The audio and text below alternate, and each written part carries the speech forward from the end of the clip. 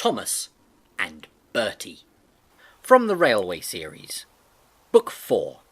Tank Engine Thomas Again. Published 1949, Great Britain.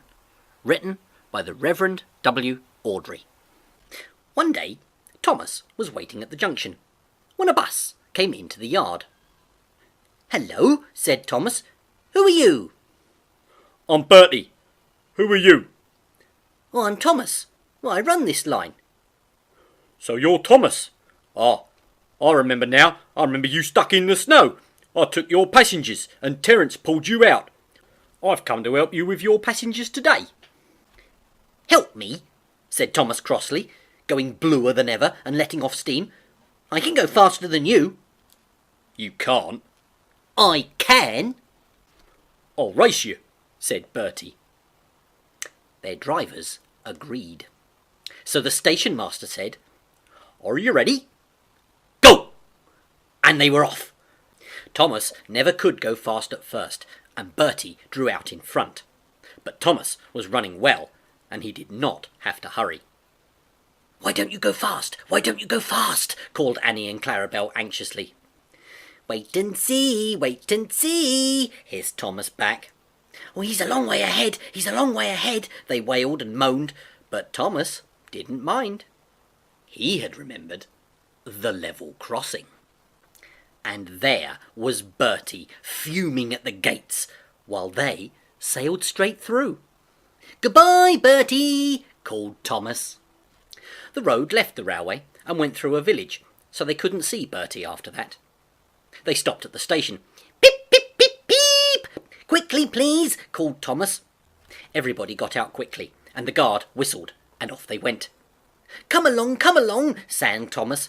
We're coming along," sang Annie and Clarabel. Hurry, hurry, panted Thomas, looking straight ahead. Then he whistled in horror, because Bertie was crossing the bridge over the railway, beeping triumphantly on his horn. Beep, beep. Oh, dearie me, groaned Thomas. "Oh, he's a long way in front, wailed Annie and Clarabel. "Steady, Thomas," said his driver. "We'll beat Bertie yet." We'll beat Bertie yet, echoed Annie and Clarabel. We'll do it, panted Thomas bravely.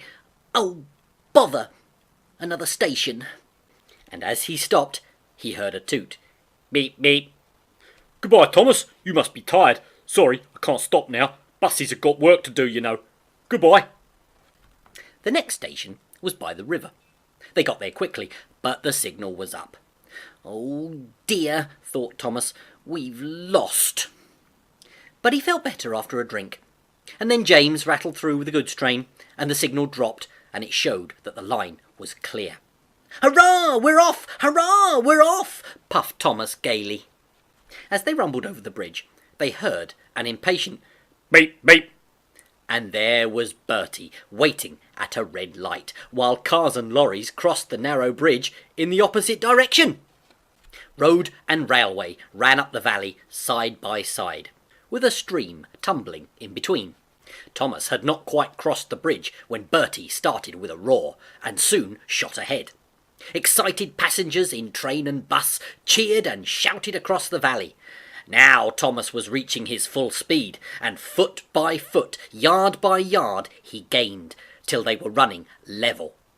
Bertie tried hard, but Thomas was too fast. Slowly but surely he drew ahead, till, whistling triumphantly, he plunged into a tunnel, leaving Bertie struggling far behind. I've done it, panted Thomas in the tunnel. We've done it, hooray, chanted Annie and Clarabel, and, whistling proudly, they whooshed out of the tunnel and into the last station. The passengers gave Thomas 3 cheers, and told the station master and the porters all about the race. And when Bertie came in, they gave him 3 cheers as well. "Well done, Thomas," said Bertie. "That was fun. But to beat you over that hill, I'd have had to grow wings and turn into an aeroplane." Thomas and Bertie now keep each other very busy. Bertie finds people in the villages who want to go by train and takes them to Thomas, while Thomas brings people to the station for Bertie to take home.